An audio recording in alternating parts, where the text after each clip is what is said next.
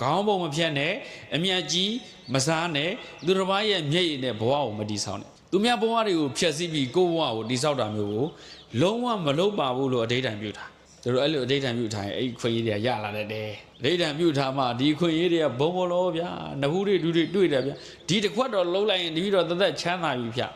မလုံနဲ့တော်မလွယ်ဘူးနော်တော်မလုံနိုင်အောင်ကြိုးစား integrity ပြန်စဉ်းစားကြည့်လိုက်ရင်ဂုဏ်သိက္ခာရှိနေရမယ် business ethics ရှိရမယ်ကိုကျင်တရားကောင်းမှလုပ်ငန်းကိုလုပ်ကြမယ်နောက်တစ်ခုပါပဲ simple living ဘဝကိုရိုးရိုးလေးဖြတ်သန်းပါအဝတ်အစားကိုရိုးရိုးရှင်းရှင်းလေးသပင်ထားတာရိုးရိုးရှင်းရှင်းလေးအသုံးဆောင်တွေကိုရိုးရိုးရှင်းရှင်းလေးရိုးရှင်းလေလူကခွန်အားဖို့ရှိတယ်စမ်းစမ်းပြပြခေဘောတွေအဆိုတော်တွေဒန်ဆာတွေဒီတရုတ်ရောဒီကိုရီးယားရောဒီအနောက်နိုင်ငံကသူတွေရောရုပ်ရှင်နှုတ်ပညာနဲ့အောင်မြင်တဲ့သူတွေစူးစိုက်လုပ်သွားတာတွေအများကြီးဘာဖြစ်လို့အစမ်းမထွင်နိုင်တော့လို့ဆန်းလိုက်တာအရှိကိုကြိုးနေတယ်ဆန်းတရားမရှိတော့တဲ့အခါသူတို့လူမလက်ခံတော့သူ stress တွေနဲ့ depression တွေနဲ့ suicide လုပ်သွားကြတာရိုးတဲ့သူကအဲ့လောက်ပင်ပန်းမှုဆန်းဆန်းပြပြလောက်ရတာ stress ရှိတယ်ကဲပွဲတစ်ခုသွားမယ်ဆိုနှကန်းဒီသိုးဖို့တွေအာနာမိတ်ကလိမ့်တာဘယ်နှထက်လောက်ထက်အောက်ကပါတိုနာသလားခံပြီးဘော3ထက်လောက်4ထက်လောက်ထက်ရတယ်လက်နှခါလေးလောက်မျိုးရှင်းမှုလေဟုတ်လားနှကန်းဒီဆိုရင်ရှေ့က line ချယ်ရီးကဘေးထွက်တော့မှဆိုလို့ဘလောက်အလို့ရှုပ်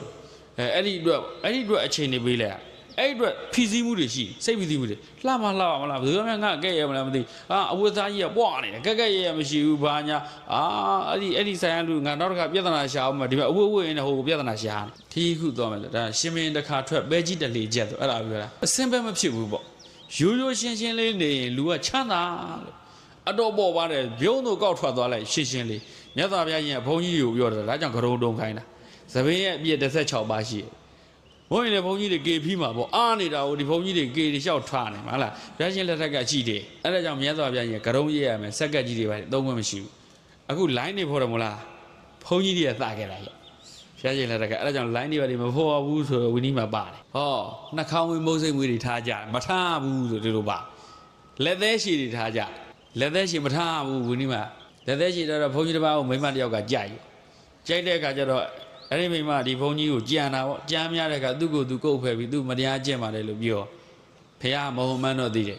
အဲ့ဒါဘာလို့လက်သေးရှည်ထားလို့အေးမင်းတို့လက်သေးရှည်မထားနဲ့သပြီးသွားရောဟုတ်လားလက်သေးရှည်မထားတော့ကုတ်လို့ဖယ်လို့မရဘူးလေသူလှီတယ်လို့မရတော့ဘူးဖះရှင်အဲ့လိုမျိုးဘုန်းတော်ဝီနီးတွေဆိုတာသူတပည့်တွေကိုဥပဒေအရာကိုလုံခြုံရေးရှိအောင်လို့ဖះရှင်ပညာတော်တာတိတ်လှတာပဲရိုးရိုးရှင်းရှင်းလင်းနေအဝတ်သားဆိုဗျံကြီးဗျာအဲ့ဒီဗျံကြီးမှာအန္တရာယ်ရှိမှဆိုလို့ဆိုအပိုင်းပိုင်းဖြတ်ပြလိုက်အပိုင်းပိုင်းမဖြတ်ရင်ဒီအဝတ်ကြီးကိုအထည်ကြီးကိုတော့ရှားမတဲ့ခိုးတွေတများတွေကတိုက်တယ်လေတင်ငန်းခဏခိုးလို့ကိုတုံးလုံးနေရတဲ့ဘုန်းကြီးတွေခဏကြိုးအဲကြောင့်မြတ်စွာဘုရားရှင်တင်ငန်းတွေကိုကွာဒီလိုအပြန်ကြီးပိတ်ဆိုင်ကြီးတိုင်းဆိုရင်တန်ဖိုးကြီးနေလိမ့်မယ်ဖြတ်ပြလိုက်ဆိုဘုန်းတော်တင်ငန်းတွေကဒီမှာအတွင်းထဲမှာဖြတ်ထားစုပ်လိုက်ရင်တတောင်းတို့တထွားတို့အဲ့လောက်လေးတွေပဲရှိသွားတော့လေဆိုတော့ gain ဘာတန်ဖိုးရှိမှာအင်ကြီးလဲချိုးလို့မရဘောင်းမီလဲချိုးလို့မရဆိုဘယ်သူမှသိမဝင်သားတော့အဲ့ဒါ simple life simple living လှတယ်နော်ဘုရားရှင်ကသူ့ရဲ့သားသမီးတွေကိုဒီသာသနာ့ထဲမှာနေထိုင်တဲ့အခါရိုးရိုးလေးနေအနေရိုးရမယ်အမြင်ဆန်းရမယ်အမြင်ဆန်းကြဲမျောမြင်နိုင်သလောက်မြင်အမြင်ကျဲတိုင်းလောက်ကျဲအနေထိုင်ကြတော့ရိုးသားဖို့လို့လေအခုကအနေထိုင်မရိုးဘူးဗျအမြင်ကြတော့ကျင်းလိုက်တာ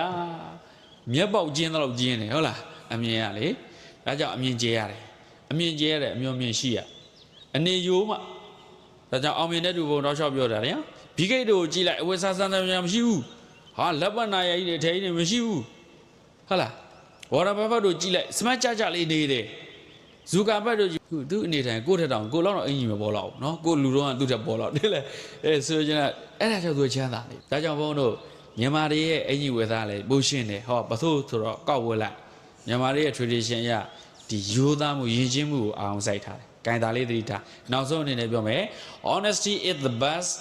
policy ရိုးသားခြင်းကုန်တသက်စားမကုန်အနေထိုင်ရိုးတာတက်လုံးချမ်းသာတော့တာရိုးသားခြင်းကိုတသက်စားမကုန်ဒါကြောင့်လူတွေကိုဆက်ဆံတဲ့အခါလဲရိုးသားဆက်ဆံအောင်မြင်မှုရည်ရည်ထိန်းချောင်းနိုင်မှုဟာရိုးသားဖို့လိုတယ်ရိုးရှင်းဖို့လိုတယ်ရိုးရှင်းတဲ့ဘဝနေထိုင်နေဟာအောင်မြင်မှုကိုအကြာကြီးထိန်းလို့ရတယ်ဒါကြောင့်အစမ်းအပြားတွေတော့လိုက်ရင်အောင်မြင်မှုကအကြာကြီးထင်လို့မရဆယ်စုနှစ်တစုအတွင်းမှာပဲပျက်စီးသွားတဲ့သူတွေကိုလေ့လာကြည့်ပါ တို့ငယ်ကတော့ကြိုက်လိုက်ရတာ keyboard ဆိုရီ dancer တွေပဲအဲ့လူတွေသေးကုန်ပြီ10ရာခိုင်နှုန်းလောက်သေးကုန်ကြပြီစူးစိုက်လုပ်ပြီးသေးကြအဲ့လူတွေကြည့်တယ်ဘာလို့ဆိုတော့အနေမယိုးလို့ဒါကြောင့်အနေယိုးရင်ရေရှည်ခံတဲ့အောင်မြင်မှုရိုးရှင်းတဲ့ဘဝဟာရေရှည်ခံတဲ့အောင်မြင်မှုကိုရမှာပါဒါကြောင့်အနှစ်ချုပ်အနေနဲ့ဘုံပြောချင်တာက conclusion နဲ့ပြောရမယ်ဆိုရင်ဒီလေးချက်ပါလူတယောက်အောင်မြင်မှု sustainable ဖြစ်တဲ့ရေရှည်ဖွံ့ဖြိုးတိုးတက်အောင်မြင်မှုကိုရဖို့ဆိုရင်ဘာတွေတော့နံပါတ်1ဥဋ္ဌာဏတမ္ပရာထားကြလုံလရှိခြင်းဖြင့်အခွင့်အလမ်းတွေကိုရှာဖွေရမယ် opportunity အခွင့်အလမ်းဆိုတာလုံလဝရိယသူတွေရှိတဲ့သူတွေအတွက်ပဲအခွင့်အလမ်းဆိုတာလုံလဝရိယရှိတဲ့သူတွေဒီတော့ပဲเนาะလုံလဝရိယမရှိတဲ့သူတွေအတွက်အခွင့်အလမ်းရှိပါမလားအဲကြောင့်အခွင့်အလမ်းဆိုတာဘာလို့လုံလဝရိယရှိတဲ့သူတွေအတွက်ပဲလုံလဝရိယမရှိဘူးပြင်းနေတဲ့သူတွေအတွက်အခွင့်အလမ်းမရှိဘူးအဲ့ဒီအတွက်ဘုံဘုံတို့ကဘုံအမြဲတမ်းပြောတဲ့စကားတစ်ခုရှိတယ်အစင်သင့်ပြင်ထားအစင်သင့်ပြင်ထားဆိုလုံလဝရိယနဲ့အမြဲတမ်းအရေးချင်းရှိတဲ့သူတယောက်ဖြစ်အောင်တိဆောက်ထားကိုယ်အခွင့်အလမ်းပေးနေပြီအခွင့်အရေးပေးနေပြီကိုယ်ကအစင်သင့်မဖြစ်ဘူးဆိုတော့အဲ့ဒါဆုံးရှုံးသွားပြန်ပြီအဲ့ဒီနောက်တစ်ခါပြန်ပြီးတော့တပတ်ပြန်လဲဖို့ကမလွယ်ဘူးဟာအသက်ကကြီးသွားပါပြီကွာသွားပါပြီစိတ်ဓာတ်တွေကျသွားတယ်ဒါကြောင့်ဘုံတို့အမြဲတမ်းအစင်သင့်ပြင်ထားပညာရက်တွေအမြဲတမ်းသင်ထားတယ်အမြဲတမ်းလေ့ကျင့်ထားတယ်အမြဲတမ်းကိုယ့်ကို train yourself change your mind change your life ကိုယ့်ဘဝကိုပြောင်းလဲခြင်းကိုယ့်စိတ်ကိုပြောင်းလဲရမှာပဲဒါကြောင့်အမြဲတမ်းအစင်သင့်ပြင်ထားဥဋ္ဌာဏတမ္ပရာလုံလဝရိယရှိခြင်းဖြင့်အခွင့်အလမ်းကိုရှာဖွေပါအခွင့်အလမ်းဆိုတာလုံလဝရိယရှိတဲ့သူတွေအတွက်ပါပဲနောက်တစ်ခု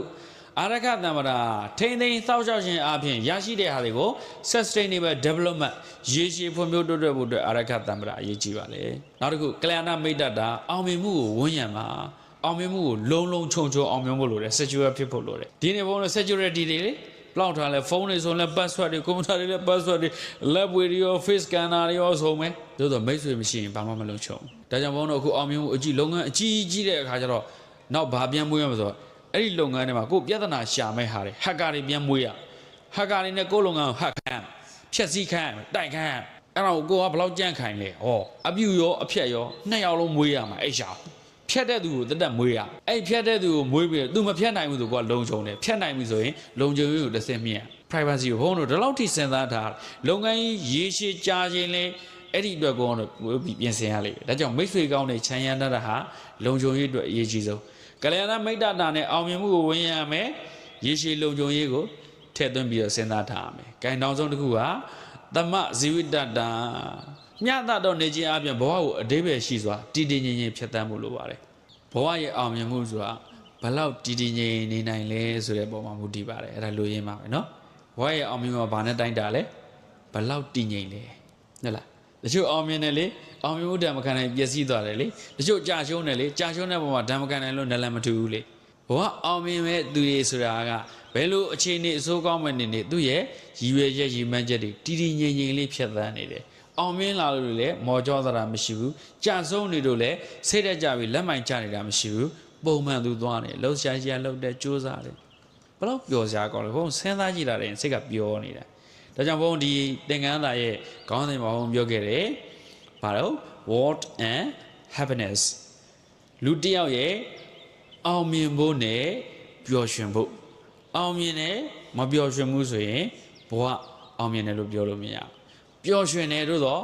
အောင်မြင်တဲ့အခြေအနေမရှိဘူးဆိုရင်လည်းရည်မှန်းချက်တွေရောက်မှာမဟုတ်ဘူးဒါကြောင့်အောင်မြင်ပျော်ရွှင်တဲ့လူတစ်ယောက်ဖြစ်ဖို့ဆိုရင်အခုဤချင်းလေးကိုစနစ်ကြဤထောက်ခဲ့ကြပါလို့တိုက်တွန်းရင်ဘုံရဲ့